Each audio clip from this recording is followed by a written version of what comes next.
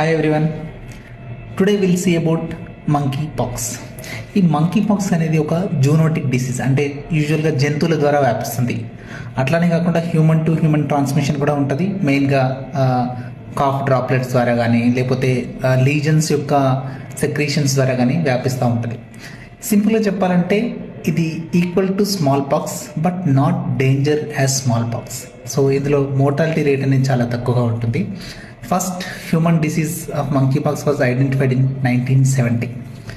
So usual a సిమ్టమ్స్తో వస్తారు అంటే ఫీవర్ ఉంటుంది, చలి జ్వరం ఉంటుంది, మెయిన్గా మల్టిపుల్ బాడీ పెయిన్స్ ఉంటుంది అండ్ ర్యాష్ ఉంటుంది. Rash is peculiar for this.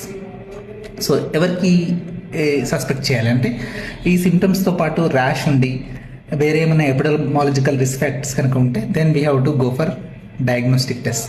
మెయిన్గా ఎట్లా అంటే ఆ వైరస్ యొక్క డిఎన్ఏని మనం ఐడెంటిఫై చేస్తాం టెస్ట్లో. ట్రీట్మెంట్ అండ్ మేనేజ్మెంట్ ఎట్లా ఉంటుందంటే యూజువల్గా సెల్ఫ్ లిమిటెడ్ డిసీజ్, అంటే చిన్న ప్రాబ్లం ఉన్న వాళ్ళకి అన్నిటికీ దాని చదివి తగ్గిపోతూ ఉంటుంది. మోడరేట్ టు సివియర్ కేసెస్లో మనం యాంటీవైరల్ థెరపీ ఇచ్చుకోవాలి, ప్లస్ సపోర్టివ్ మేనేజ్మెంట్ చూసుకోవాలి. Thank you.